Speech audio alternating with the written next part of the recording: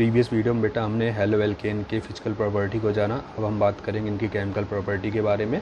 तो सबसे पहले हम बात करेंगे बेटा hydrolysis of alkyl halide. Hydrolysis of alkyl halide, alkyl halide का अगर हम बेसिक मीडियम में क्या कराएं, हाइड्रोलिसिस कराएं, तो ये रिस्पेक्टिव अल्कोहल में कन्वर्ट हो जाते हैं।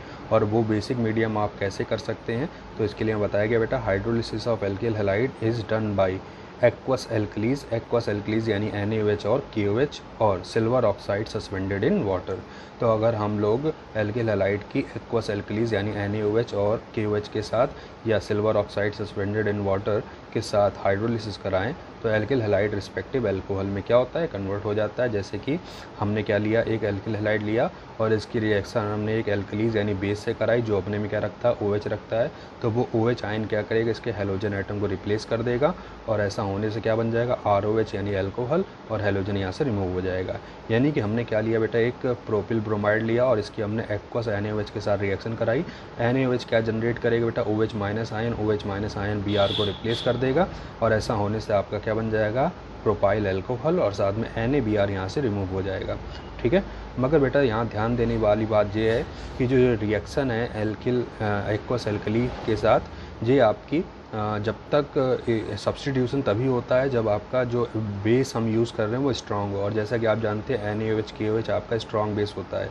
तो जब प्राइमरी और सेकेंडरी एल्किल हैलाइड पे तो आपका अल्कोहल प्रोड्यूस करते हैं यानी सब्स्टिट्यूशन रिएक्शन को प्रेफर करते हैं। मगर अगर हम टर्सरी एल्किल हैलाइड की बात करें तो टर्सरी एल्किल हैलाइड में जो आपका कार्बोकैटायन बनता है वो स्ट्रॉन्गर होने की वजह से, ठीक है, ये आसानी से सब्स्टिट्यूशन रिएक्शन नहीं देता और इस केस में जो होता है वो एलिमिनेशन को प्रेफर करता है। यानी कि अगर हम टर्सरी एल्किल हैलाइड की रिएक्शन एक्वस NaOH के साथ कराएं जो कि एक स्ट्रॉन्ग बेस है, तो वो क्या करेगा, यहाँ से Br को सब्स्टिट्यूट ना करके यहाँ से Br और किसी भी एक एल्किल ग्रुप से हाइड्रोजन को रिप्लेस कर देगा। ठीक है, ऐसा करने से आपका जो प्रोसेस होगा वो एलिमिनेशन का होगा, ना कि सब्स्टिट्यूशन का, और बना प्रोडक्ट आपका एक क्या होगा, एल्कीन होगा, जो कि मेजर प्रोडक्ट होगा। ऐसा नहीं है कि इसमें सिर्फ एल्कीन ही बनेगा, यहाँ पर अल्कोहल भी यानी सब्स्टिट्यूटिंग प्रोडक्ट भी बनेगा, बट वो माइनर क्वांटिटी बनेगा, लेस क्वांटिटी में बनेगा, और जो मेजर क्वांटिटी में होगा क्या होगा, एल्कीन होगा। अगर आप इस चीज़ को रोकना चाहते हो कि यहाँ पर एलिमिनेशन ना हो, सिर्फ सब्स्टिट्यूशन प्रोडक्ट ही मिले, तो हमें बेस को चेंज करना होगा। यानी बेस NaOH जो हम लोग ले रहे हैं स्ट्रॉन्ग, वो ना ले करके हमें वीक बेस यूज़ करना होगा। तो जैसे कि हमने बताया कि बेटा silver oxide suspended in water, silver oxide यानी Ag2O को अगर हम वाटर यानी H2 में डिसॉल्व करेंगे तो ये कन्वर्ट हो जाएगा AgOH। किस में कन्वर्ट हो जाएगा, AgOH में कन्वर्ट हो जाएगा। तो अगर आपसे बोला जाए silver oxide suspended in water, तो आप क्या समझेंगे कि हम AgOH यानी सिल्वर हाइड्रोक्साइड से रिएक्शन करा रहे हैं, और सिल्वर हाइड्रोक्साइड एक माइल्ड बेस है यानी एक वीक बेस है। तो ऐसा होने से जो एलिमिनेशन को प्रेफर ना करके सब्स्टिट्यूशन रिएक्शन प्रेफर करता है, और टर्सरी एल्किल हैलाइड को भी ये सब्स्टिट्यूट करके उसको अल्कोहल में ही कन्वर्ट करता है, रिस्पेक्टिव AgCl निकाल देता है। मगर यही रिएक्शन अगर हम स्ट्रॉन्ग बेस के साथ कराएं तो ये एलिमिनेशन को प्रेफर करेगा, ना कि सब्स्टिट्यूशन को। ठीक है, प्राइमरी और सेकेंडरी एल्किल हैलाइड पर दोनों की जो प्रोसेस है वो सेम होंगी, मतलब दोनों ही सब्स्टिट्यूशन देगा। बट टर्सरी एल्किल हैलाइड जिसमें कार्बोकैटायन जो होता है वो स्ट्रॉन्ग यानी टर्सरी कार्बोकैटायन होता है, जो आपका स्ट्रॉन्ग कार्बोकैटायन है, ठीक है, स्टेबल कार्बोकैटायन है। इस वजह से ये आपका स्ट्रॉन्ग बेस के साथ क्या देता है, एलिमिनेशन देता है, जबकि वीक बेस के साथ क्या देता है, आपका सब्स्टिट्यूशन देता है। तो ये था हाइड्रोलिसिस ऑफ एल्किल हैलाइड, जो हमें हाइड्रोलिसिस पर अल्कोहल का फॉर्मेशन करते हैं। ठीक है, अब हम बात करेंगे बेटा एक्शन ऑफ अल्कोहलिक KOH। अभी तक हम लोग जो एक्वस एल्कलीज यूज़ कर रहे थे वो एक्वस मीडियम में यूज़ कर रहे थे, इस वजह से सब्स्टिट्यूशन रिएक्शन दे रहा है। अब हम यहाँ पर अल्कोहलिक KOH का यूज़ करेंगे, मगर अल्कोहलिक KOH यूज़ करेंगे, ना कि एक्वस। तो अगर हम लोग अल्कोहलिक KOH यूज़ करते हैं बेटा, तो ये आपका सब्स्टिट्यूशन रिएक्शन ना दे करके परफेक्टली एलिमिनेशन रिएक्शन देता है। ठीक है, तो यहाँ बताया गया बेटा alcoholic KOH specially in ethanol produce ethoxide ion. The ethoxide ion is a stronger base than the OH minus ion. Thus, the former abstract the beta hydrogen of alkyl halide to produce alkene. This reaction is known as elimination reaction. तो जब हम बेटा KOH को alcohol में मतलब alcohol में dissolve करते हैं, तो जो आपका अल्कोहल होता है बेटा वो एथॉक्साइड आयन जनरेट करता है, जैसा कि यहाँ दिखाया गया C2H5O-, जो कि एक आपका स्ट्रॉन्ग न्यूक्लियोफाइल होता है। और स्ट्रॉन्ग न्यूक्लियोफाइल होने की वजह से ये क्या करता है कि एल्किल हैलाइड के अल्फ़ा कार्बन से तो ब्रोमीन को रिमूव करता है, मगर बीटा कार्बन से आपका क्या निकाल देता है, हाइड्रोजन। ठीक है, ड्यू टू स्ट्रॉन्ग नेचर। ठीक। तो ऐसा होने से क्या होता है बेटा, यहाँ से Br निकल गया, यहाँ से H निकल गया, एक वैलेंसी इस कार्बन खाली हो गई, इस वैलेंसी इस पे खाली हो गई। पहले से एक सिंगल बॉन्ड बना हुआ था, जब एक एक वैलेंसी दोनों पे खाली हो गई तो दोनों ने मिलकर क्या बना लिया, डबल बॉन्ड यानी CH2 डबल बॉन्ड CH2। और साथ में यहाँ से Br माइनस निकला तो इसका K प्लस यानी KBr निकल जाता है, और यहाँ से H प्लस निकला तो इसका OH माइनस और क्या निकल जाता है, H2O। तो अगर हम लोग एल्कोहलिक KOH का यूज़ करेंगे तो ये हमें क्या देगा, एलिमिनेशन रिएक्शन देगा। अगर हम इसकी जगह एक्वस KOH यूज़ करते तो ये हमें सब्स्टिट्यूशन रिएक्शन देता है, जैसा कि हमने ऊपर दिखाया। ठीक है।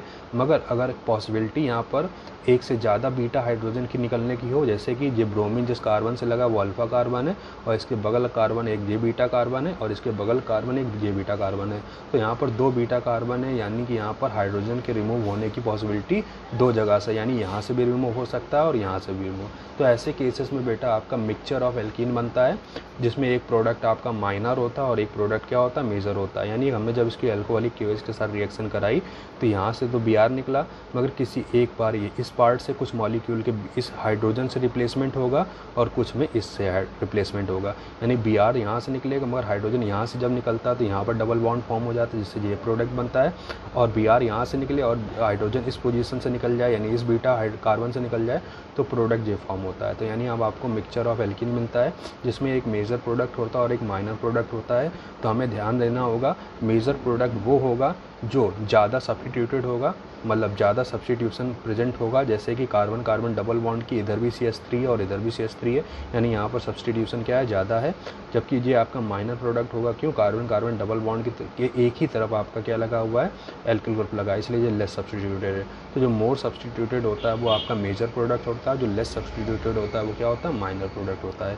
तो इस तरह से आप एक्शन ऑफ एल्कोहलिक KOH को देखा, जिसमें हम लोग किसका फॉर्मेशन करते हैं, एल्किल हैलाइड से एल्कीन का फॉर्मेशन करते हैं। अब हम बढ़ते हैं अपने बेटा नेक्स्ट टॉपिक की तरफ। तो अब हम बात करेंगे बेटा रिएक्शन विद सोडियम एल्कोऑक्साइड, यानी कि अगर हम एल्किल हैलाइड की रिएक्शन सोडियम एल्कोऑक्साइड से कराते हैं तो इस रिएक्शन में बनने वाला कंपाउंड आपका क्या होता है, ईथर होता है। और इस रिएक्शन को हम लोग नाम देते हैं बेटा विलियमसन सिंथेसिस रिएक्शन, यानी alkyl halide when heated with sodium और potassium alkoxide form ether. This reaction is known as Williamson synthesis. ध्यान रखिएगा, ये रिएक्शन आपकी इसी नाम से पूछी जाती है कि विलियमसन सिंथेसिस होता क्या है। तो जब हम लोग एल्किल हैलाइड लिया और इसकी रिएक्शन करा दी बेटा सोडियम एल्कोऑक्साइड, यानी अगर हम एल्कोहल से एक हाइड्रोजन को हटा दें, यानी कि जैसे हमने ले लिया हमने CH3OH, तो H हटाने से क्या बन जाएगा, CH3O माइनस। तो O माइनस इस तरह का जो आयन होता है उसको बोलते हैं एल्कोऑक्साइड आयन। ठीक है। अगर यहाँ पर हमने CH3 ले लिया तो बोलेंगे मेथॉक्साइड आयन, और यहाँ पर अगर मैं C2H5 ले लिया तो क्या बोलेंगे इसको, एथॉक्साइड आयन। तो हमने एक जनरली एल्कोऑक्साइड आयन लिया है, तो इसमें क्या होगा बेटा, ये सोडियम इस हेलोजन से रिप्लेस हो जाएगा, ठीक, अलग हो जाएगा, और जो आपका R है वो OR से अटैच्ड हो जाएगा। तो क्या बन जाएगा बेटा, ROR प्लस NaX, यानी ROR टाइप के जो कंपाउंड होते हैं उन्हें हम लोग क्या नाम देते हैं, उन्हें हम लोग नाम देते हैं ईथर। यानी कि अगर हम मैथिल आयोडाइड क्लोराइड या ब्रोमाइड के रिएक्शन सोडियम एथॉक्साइड से करा दें तो इस प्रोसेस में आप क्या देखोगे, यहाँ से Na निकल जाएगा, और Na निकलने से C2H5 किससे जुड़ जाएगा, OC2H5 से। तो इससे आपका क्या बन जाएगा बेटा, डाई एथाइल ईथर बन जाएगा। ठीक है। और साथ में क्या निकल जाएगा आपका, Na। तो इस रिएक्शन को यहाँ पर नाम दिया गया है विलियमसन सिंथेसिस रिएक्शन। तो ध्यान रखिएगा, सोडियम एल्कोऑक्साइड की जब रिएक्शन हम लोग किससे कराते हैं, एल्किल हैलाइड से कराते हैं, तो इसमें ईथर का फॉर्मेशन होता है, और साथ ही इस रिएक्शन को नाम देते हैं विलियमसन सिंथेसिस रिएक्शन। अब हम बढ़ते हैं बेटा अपने नेक्स्ट रिएक्शन की तरफ। जो नेक्स्ट रिएक्शन है उसको हम लोग बेटा नेक्स्ट वीडियो में देखेंगे। तो इस वीडियो में इतना ही, ठीक है, बाकी नेक्स्ट वीडियो।